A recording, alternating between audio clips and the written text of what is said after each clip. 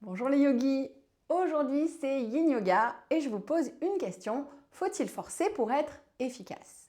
C'est le fonctionnement du Yin Yoga qui va nous répondre et cette question on peut se la poser sur le tapis mais aussi bien sûr en dehors du tapis. Vous aurez besoin pour cette séance comme d'habitude de votre matériel, couverture, coussin, briques et en plus éventuellement, j'ai bien dit éventuellement, d'une balle, ça peut être une balle de massage mais ça peut être aussi une balle de tennis et d'une sangle. Si vous n'avez pas de balle et ou si vous n'avez pas de sangle, pas de panique, je vous propose des alternatives sans la balle et la sangle. Nous allons commencer aujourd'hui debout, sauf si vous n'avez pas de balle. Si vous n'avez pas de balle, je vous propose de commencer assis avec un petit massage de vos pieds. Donc, grâce à vos pouces notamment, venez masser la plante de vos pieds. Sinon, on s'installe ici debout. Alors, vous voyez plus, si vous voyez un peu ma tête. Debout, vous pouvez rester près d'un mur, on en aura besoin ensuite. Placez votre balle au sol et tout simplement, je vous propose de venir faire un petit massage de la voûte plantaire ici. C'est une sensation qui peut être agréable, notamment si vous avez l'habitude. Et c'est une sensation qui peut être un peu moins agréable si vous n'avez pas l'habitude. Et si vous ressentez des petits points, que ce soit parce que vous avez le pouce qui masse sur un point ou la balle, n'hésitez pas à faire des petits allers-retours sur ce point et à voir si, en massant doucement, sans trop forcer, si vous arrivez à détendre doucement votre zone. Je vous laisse encore ici quelques secondes pour le massage du premier côté.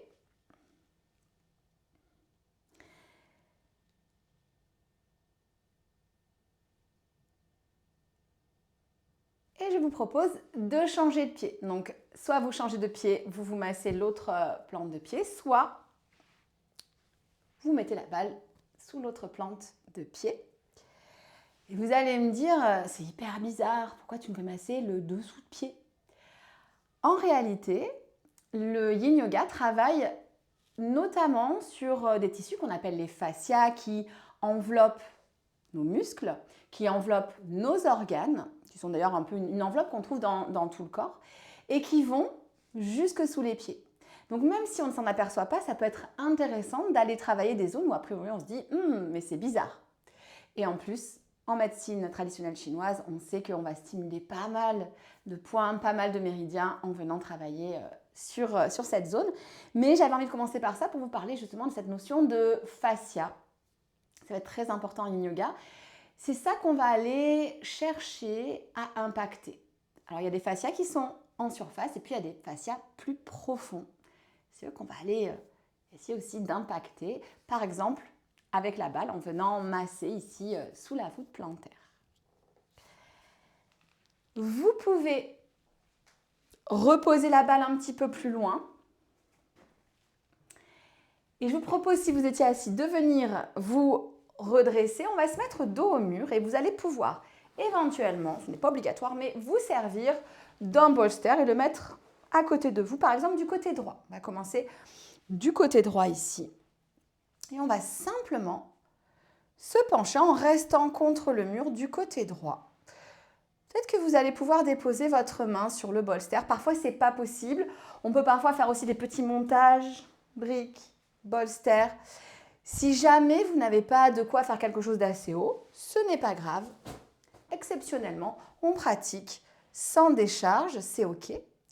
Le bras du haut peut soit rester là. Ce que je voudrais, c'est que ça tire sur votre flanc, soit, et là ça va tirer normalement un petit peu plus fort, ramenez le bras ici vers votre oreille. On ne reste pas ici extrêmement longtemps, mais prenez ce temps de ressentir où ça s'étire. On n'est pas dans une posture de yin conventionnelle, donc vous allez devoir engager légèrement les jambes. Mais même si j'engage mes pieds dans le sol, est-ce que je peux désengager ce qui n'a pas à être engagé? Si jamais vous n'êtes vraiment pas confortable, n'hésitez pas, on a déjà fait la posture de la banane. Vous pouvez faire la même chose, vous savez, au sol, hein, ça fonctionne aussi. N'hésitez pas à aménager les postures pour vous sentir le mieux possible. On reste là encore quelques respirations.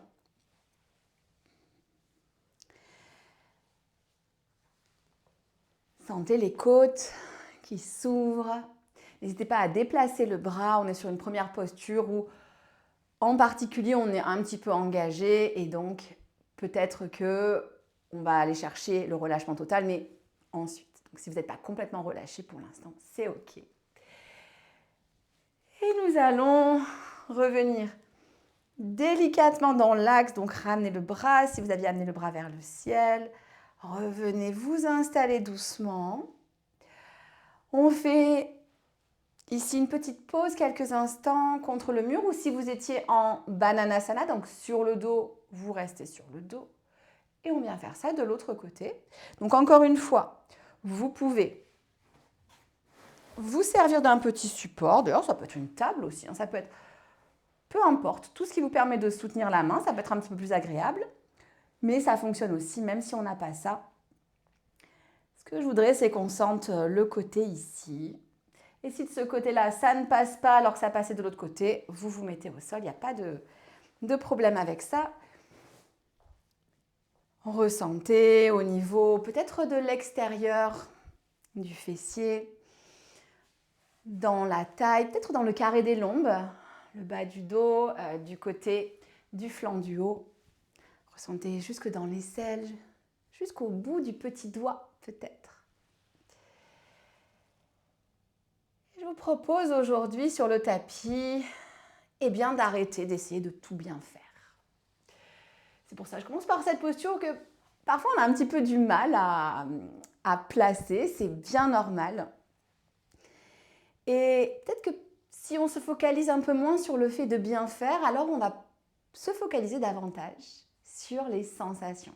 C'est ce que je vous propose encore pour quelques instants dans votre posture de la banane au mur. N'oubliez pas, il n'y a rien à bien faire. Juste à observer ce qui se passe dans votre flanc, à l'inspiration, à l'expiration. Quand on se place en observateur plutôt qu'en juge, c'est vraiment là qu'on va accéder à la subtilité. Et la subtilité, c'est peut-être aussi la sensation qui fluctue à l'inspiration, à l'expiration. Très souvent, on peut ressentir ça assez fort quand on étire les flancs, que c'est assez différent dans la phase d'inspiration, j'étire, et d'expiration, je relâche un petit peu, comme un accordéon qu'on ouvre et qu'on referme.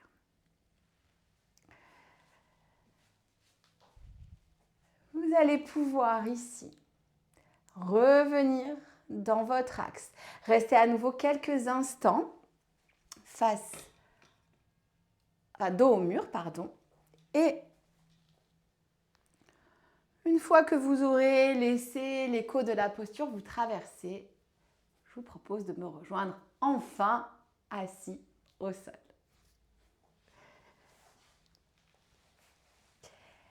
Gardez votre bolster à proximité ou vos coussins à proximité, ça va être important. Vous pouvez aussi garder bien sûr la couverture et la brique. Notamment par rapport à l'orientation de nos postures, je vous propose de vous mettre plutôt vers l'avant de votre tapis et de placer les supports derrière vous. Ce sera utile pour tout à l'heure. Je vous propose d'utiliser une sangle. Ce n'est pas obligatoire. Vous pouvez me faire très bien cette posture sans la sangle. Placez les plantes de pied face à face. Ça, c'est la posture du papillon. Donc, on n'a pas besoin de sangle pour ça. Si vous avez une sangle, faites-moi une sangle, on va dire une boucle, moyenne grande. Placez-vous dans votre boucle, comme si c'était hop, un hula up. Venez enfiler la boucle. Faites-le en même temps que moi parce qu'on peut vite être perdu avec la sangle.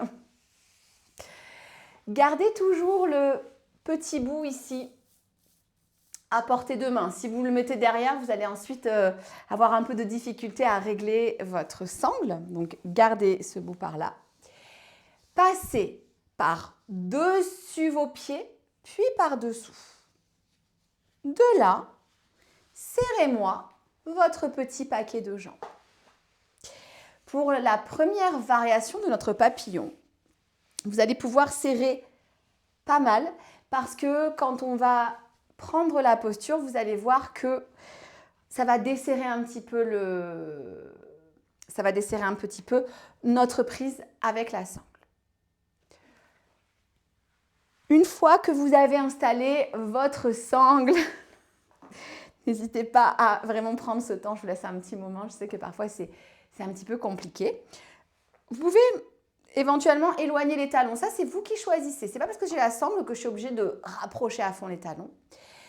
Et nous allons venir nous pencher vers l'avant. Vous allez voir, ça va relâcher un petit peu la sangle. C'est pour ça que parfois, je peux reculer les fessiers. Ça va me servir quoi, cette sangle? Ça me sert à ne pas avoir à forcer au niveau des pieds pour les garder vers moi. Je vais vraiment être empaquetée, comme un petit pied paquet, dans ma sangle. Et du coup, je peux vraiment me relâcher. Vous allez avoir besoin éventuellement d'une brique ou peut-être de votre bolster. Donc, tirez la main légèrement derrière vous pour ramener ce que vous avez besoin de ramener. Vous pouvez mettre par exemple une brique sous votre pied, plus la petite couverture et déposer le front là où il se dépose.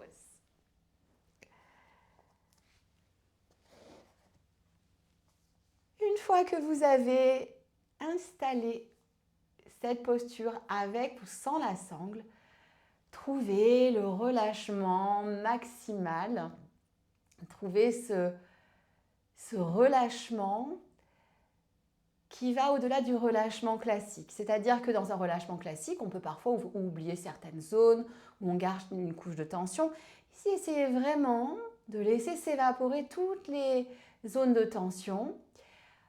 On va privilégier un étirement à l'intérieur des cuisses ou bien dans le dos. Ça va vraiment dépendre des gens. En général, on essaye d'étirer l'intérieur des cuisses.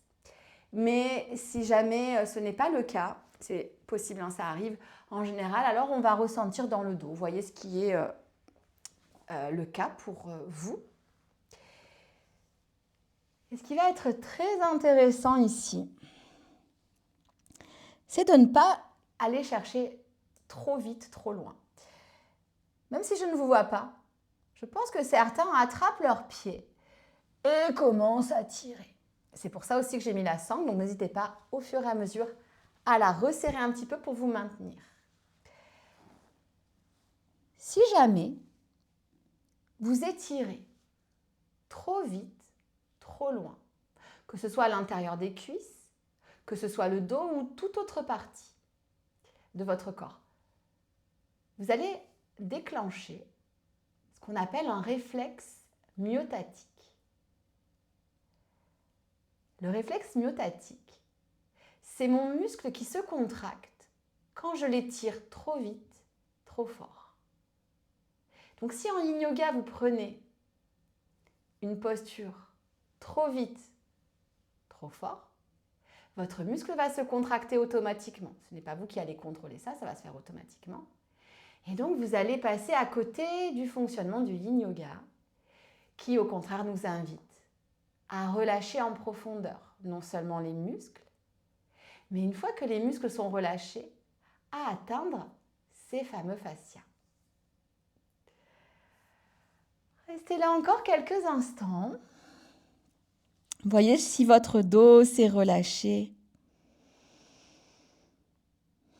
Voyez si l'intérieur de vos cuisses s'est relâché. Peut-être que les genoux sont descendus un petit peu plus bas. Et nous allons tout doucement redresser le dos. Prenez votre temps. C'est important aussi de prendre le temps de se redresser. Et c'est pour ça que je vous avais dit de garder plutôt le matériel vers l'arrière. Nous allons garder les pieds tels qu'ils sont. Ou alors, n'hésitez pas à desserrer un petit peu. Vous allez voir, quand on part vers l'arrière, ça tire un petit peu plus fort. Nous allons faire même jambe, buste vers l'arrière. Donc, n'hésitez pas Si vous n'avez pas de sangle, vous gardez les plantes de pied ensemble. Si vous avez une sangle, vous allez voir que ça va vous aider à maintenir les talons près du bassin. Ouvrez les bras, nous sommes dans la posture du cœur ouvert.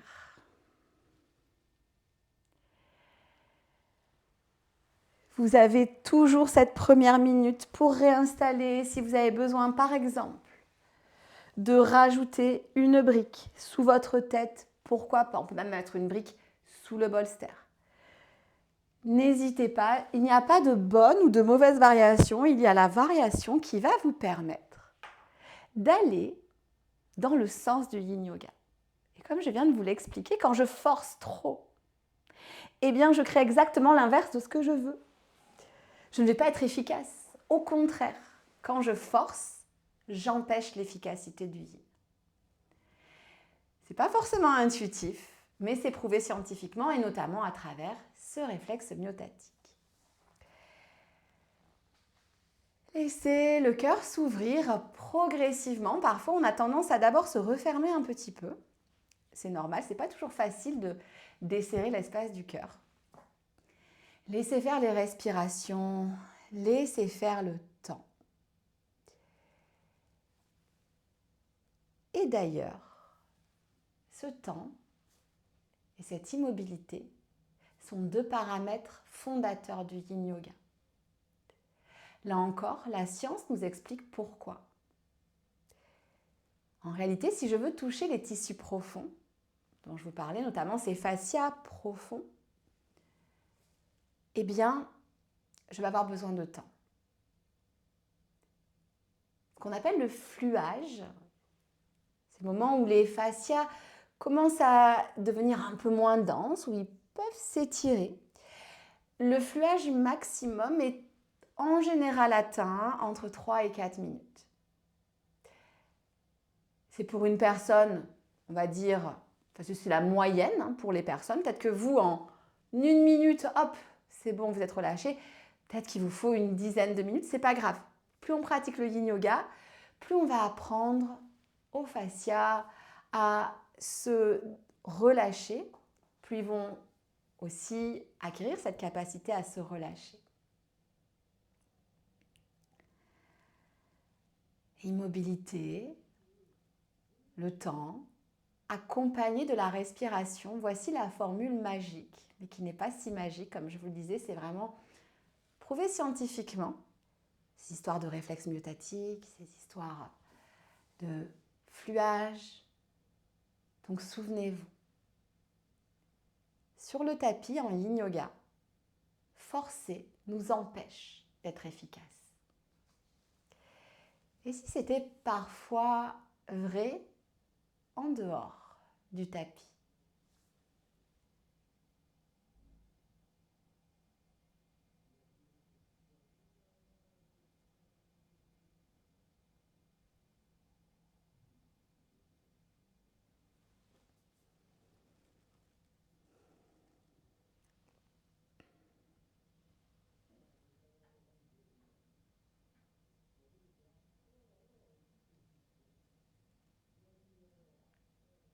Sentez l'intérieur des jambes peut-être qui s'ouvrent. Sentez également la zone au niveau du sternum qui devient plus spacieuse.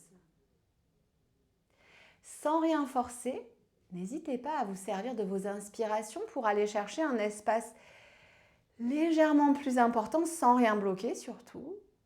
Et des expirations pour détendre. Plutôt que de forcer en m'agrippant, vérifiez que les doigts sont bien détendus, que les mâchoires sont complètement relâchées.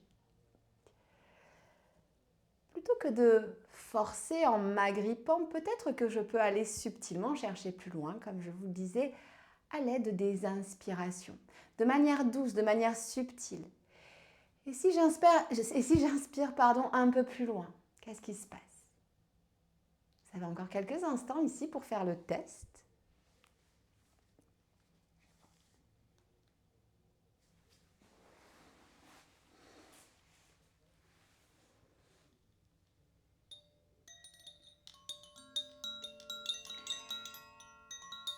Je vais vous proposer de sortir de la posture. Alors, si vous n'avez pas de sangle, vous pouvez sortir tout simplement en roulant sur un côté. C'est aussi possible avec la sangle. Ça demande juste un petit peu plus de temps. Vous pouvez éventuellement ramener les genoux vers vous et rouler sur un côté. C'est une possibilité. Sinon, vous pouvez défaire la sangle avant de remonter. Voyez ce qui est le mieux pour vous. Si vous vous sentez saucissonné, n'ayez pas peur. On arrive toujours à trouver un moyen de sortir de la posture. Donc, prenez le temps. Vraiment, je vous laisse un petit moment ici. Vous pouvez desserrer soit votre sangle avant, soit après. Une fois que vous serez revenu, par exemple, assis, assise, vous pouvez enlever la sangle et la mettre de côté. Je vous propose de réunir les genoux si ce n'était pas déjà fait et de vous installer dans la posture de rebond de votre choix. Donc ça peut être une posture de la plage ou un quatre pattes puisque nous partirons du quatre pattes pour notre prochaine posture. Si vous êtes en quatre pattes, placez-vous face à votre bolster, comme ça on n'aura pas à tout bouger. Vous pouvez faire des dos ronds, des dos creux, des petits va-et-vient. Sentez l'écho de la posture. Et voyez comment parfois, sans forcer, ici ce sont deux postures où souvent on arrive plutôt à se relâcher. Ça ne veut pas dire que c'est vrai pour tout le monde, pour 100% des gens. Il n'y a rien qui est vrai pour 100% des gens. Peut-être que ce n'est pas votre cas. Et ce n'est pas grave. Mais souvent, on arrive à peu près à s'installer, à se relâcher, ce qui n'est pas le cas de toutes les postures de Yin Yoga. Il y en a qui sont un petit peu difficiles parfois pour trouver le relâchement. Donc, voyez comment, sans forcer finalement peut-être, vous pouvez sentir ce rebond, cet écho assez puissant de la posture, cette résonance.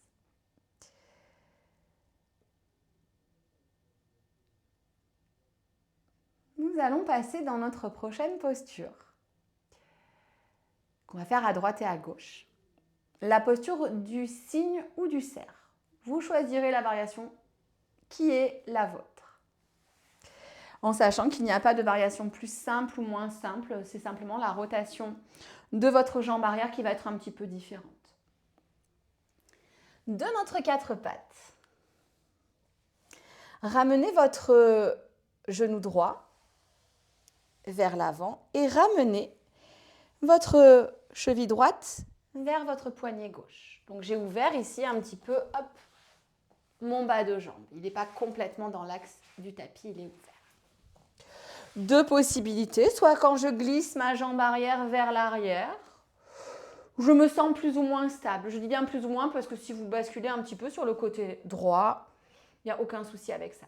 Par contre, si vous basculez tellement que vous devez engager, que vous devez forcer, alors je préfère que vous fléchissiez, la jambe arrière et que vous veniez dans un 90-90. Quelle que soit la variation, nous avons tous et toutes le genou droit vers notre bolster normalement.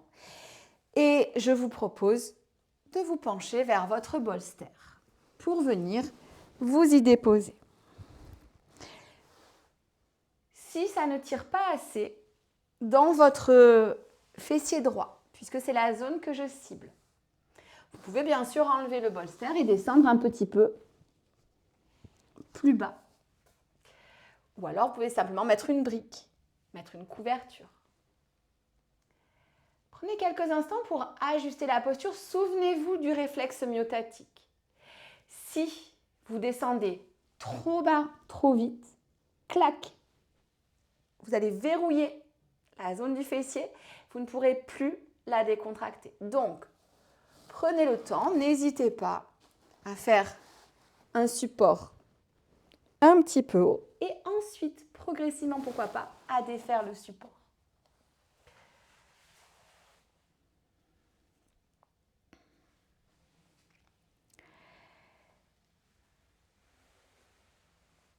Une fois que vous avez installé cette posture, ramenez votre attention vers ce fessier droit Si ça ne tire pas assez, souvenez-vous, plus j'amène mon pied droit vers l'avant, plus j'ouvre mon bas de jambe, plus ça tire.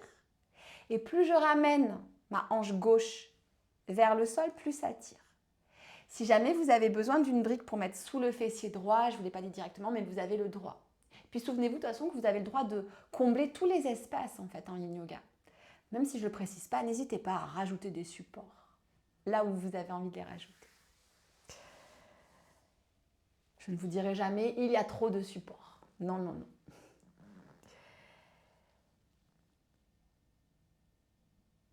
Est-ce qu'avec l'immobilité et le temps, vous pouvez sentir ce fluage au niveau de votre fessier? Alors quand je dis fluage, je ne veux pas dire que vous allez vraiment sentir ce fluage, mais vous allez sentir la conséquence qui est que peut-être cette zone peu à peu se détend. La sensation qui était très marquée, parce que parfois on a le fessier, ça peut être le petit, le moyen, ça peut être aussi les fessiers profonds comme le piriforme, ils sont très contractés. Donc, est-ce que d'une sensation aiguë, vous arrivez progressivement à trouver une sensation un peu plus diffuse?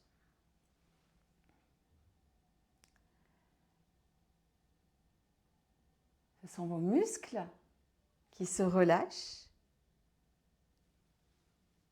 Ce sont vos fascias qui deviennent un peu plus spacieux, qui finalement également, on pourrait dire, se relâchent. Le fascia, c'est un peu comme un maillage. Les mailles deviennent un peu plus grandes.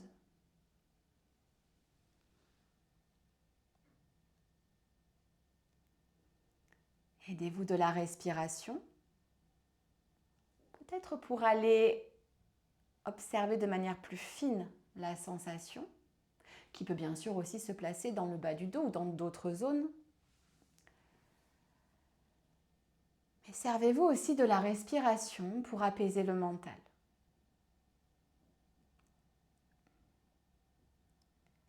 Je vous ai parlé de ce réflexe myotatique.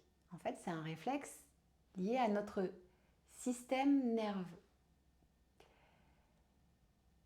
Et ce qu'on essaye d'assouplir en yin yoga, ce n'est pas le corps, c'est le système nerveux.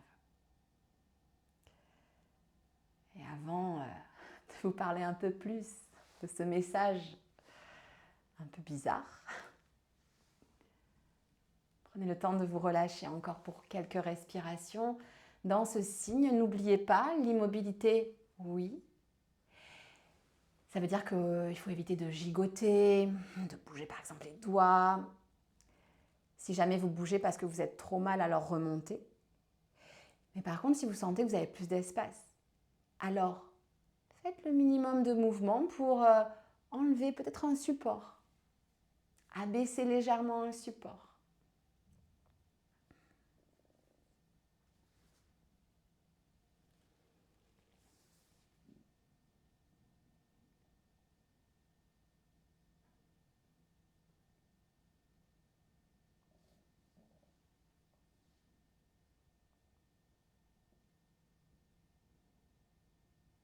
Et parfois même, quand on laisse suffisamment le temps au corps sans rien forcer, on peut sentir comme un petit cran, comme si finalement les tissus profonds se relâchaient. Et non, si ça vous arrive, ce n'est pas votre imagination qui vous joue des tours, c'est vraiment que vous avez atteint ce moment où le fluage se fait de manière maximale. Alors, pour aujourd'hui, peut-être que ce sera différent demain, dans une semaine, mais pour aujourd'hui, ça veut dire que vous avez atteint votre fluage maximal. Si ce n'est pas le cas, c'est OK.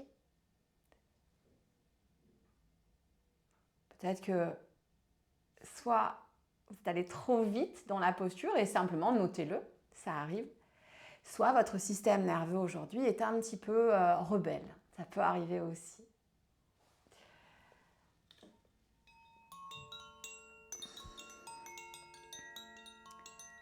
Je Je vous propose de défaire la posture en vous aidant de vos mains pour redresser votre buste, en pressant dans les mains lentement pour amener les deux genoux l'un à côté de l'autre et installer votre quatre pattes. Fermez les yeux. Sentez l'écho de la posture du côté droit, particulièrement probablement.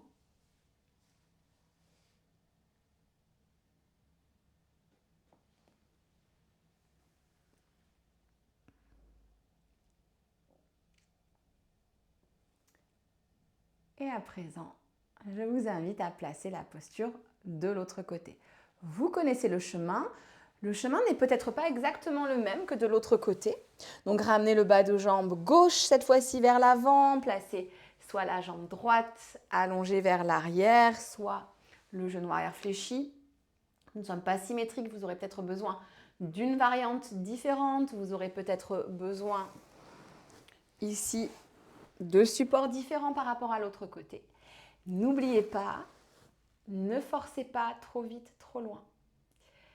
Installez-vous ici tranquillement. N'hésitez pas à bouger doucement, à micro-ajuster. Ça peut vraiment être intéressant pour trouver votre juste placement.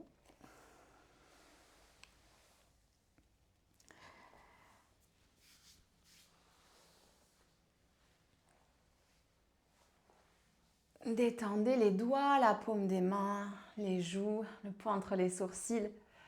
Ce sont des points très intéressants à contrôler.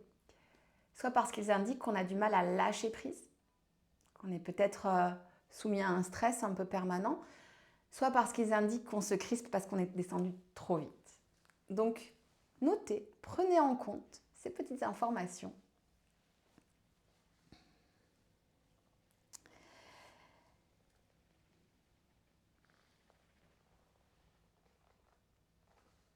Et je vous propose de ce côté-ci de prendre le temps pour de longues expirations. Peut-être un peu plus longues même que les inspirations.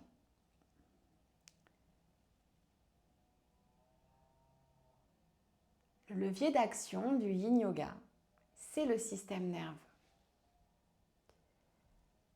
Le Yin Yoga nous permet de basculer notre système nerveux en mode relaxation. Nous passons de ce qu'on appelle le mode sympathique, qui est le mode où je suis en alerte, qui est le mode qui est enclenché par le stress, à ce qu'on appelle le mode parasympathique. Le mode où je vais pouvoir me relâcher, le mode qui est nécessaire pour trouver le sommeil, le mode où je vais même pouvoir me réparer physiquement, mentalement. Le pouvoir du Yin Yoga n'est donc pas de vous assouplir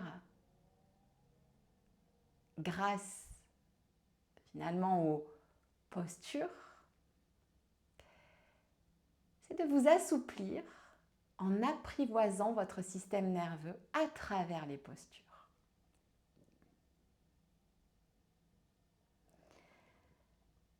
Alors je sais que dans ce signe, vous allez me dire, quand même, je la sens la posture, je sais. Mais en réalité, les postures sont un prétexte. Et ce qu'on va travailler avant toute chose, c'est votre système nerveux. Et c'est pour ça que si vous allez trop vite, trop loin, si vous forcez, vous allez enclencher le mode sympathique, vous vous souvenez, le mode alerte, et vous allez passer à côté du Yin Yoga, à côté de l'efficacité du Yin Yoga. Prenez de profondes expirations. Les expirations sont la phase de respiration qui permet de favoriser ce système parasympathique, le système de la relaxation.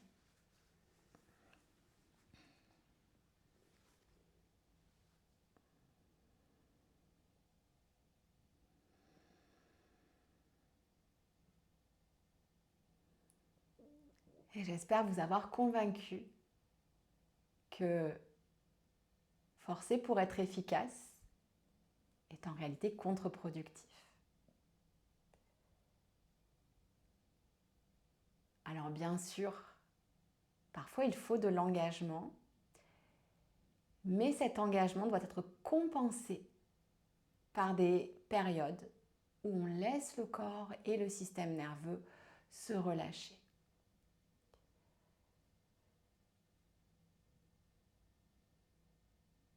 D'ailleurs, observez à nouveau, est-ce que vous avez atteint ce petit cran, ce petit moment où « Ah oui, ça y est, je sens que ça relâche dans mon fessier ». Là encore, si ce n'est pas le cas, c'est OK. Pas d'attente, pas de jugement. Si on est en attente et en jugement, on va très vite dériver à nouveau vers le mode alerte, vers le mode sympathique.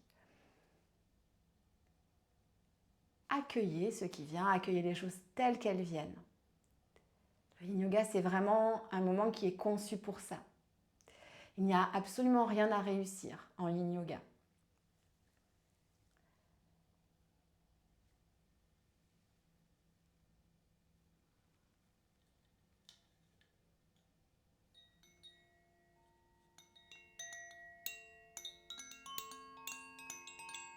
C'est le moment de ressortir délicatement de la posture comme précédemment, en vous aidant des mains, en repoussant le sol. Engagez le minimum de choses nécessaires pour vous retrouver à nouveau à quatre pattes. Et pour me refaire éventuellement vos petits mouvements ou pour rester dans l'immobilité. Relâchez bien la nuque, vous pouvez faire aussi des petits mouvements bien sûr avec la nuque, tout ce qui vous fait du bien.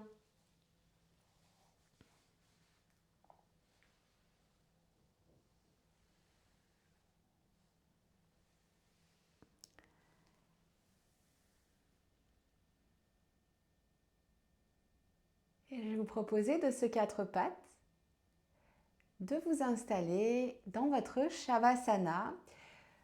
Vous avez tout à fait le droit de modifier légèrement ce Shavasana.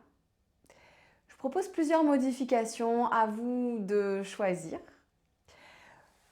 Vous pouvez, si vous êtes absolument fan du cœur ouvert, vous pouvez me refaire un cœur ouvert. Je sais qu'il y a des gens qui aiment vraiment ça, qui ont besoin de ça, donc profitons-en. Gardez juste cette fois-ci vos jambes bien allongées. Vous pouvez, notamment si vous avez le bas du dos qui a tendance à être un petit peu tendu, placer votre bolster sous les genoux, placez peut-être une petite couverture sous votre tête. Si jamais vous êtes fan des pieds au mur, pourquoi pas? Vous mettez de profil au mur, vous envoyez les jambes vers le ciel. Vérifiez juste que vous pouvez complètement vous relâcher dans la posture que vous avez choisie. Donc il n'y a pas de tension musculaire.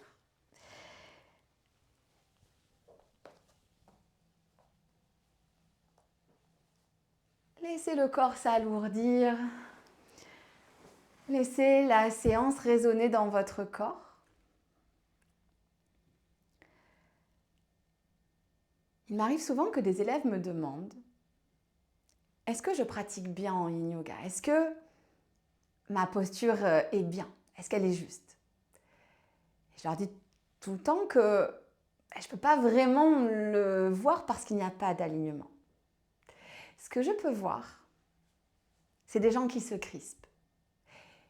Et si je me crispe, alors c'est que probablement la variation n'est pas exactement juste et que j'ai besoin de différents supports. Le Yin Yoga, c'est cet espace où je positionne mon curseur de sensation, où je choisis.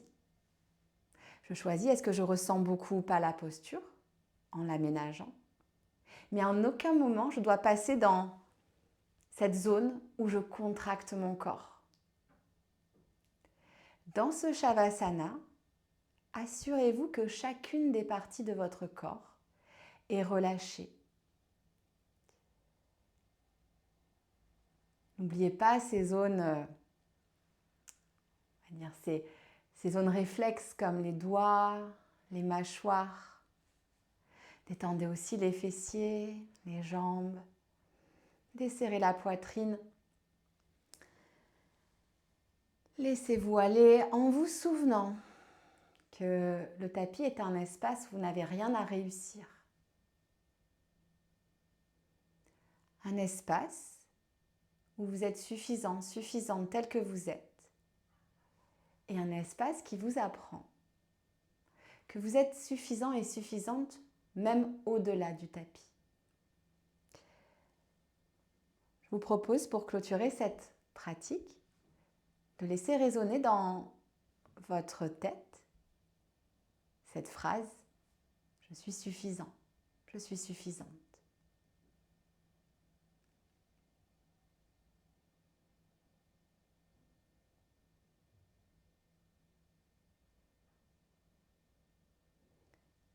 Une fois que vous avez fait résonner cette phrase, peut-être plusieurs fois, que vous l'avez ancrée dans votre corps,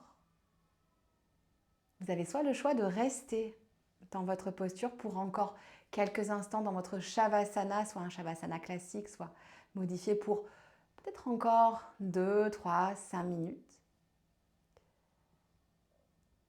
Ou alors de redonner tranquillement de la mobilité à votre corps en bougeant les doigts, les orteils,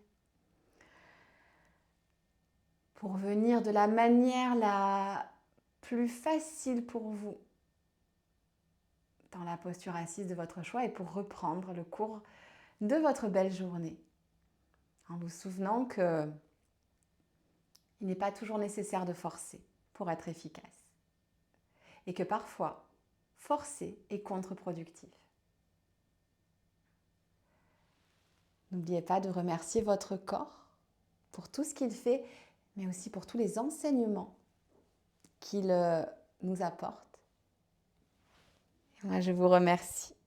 Namasté.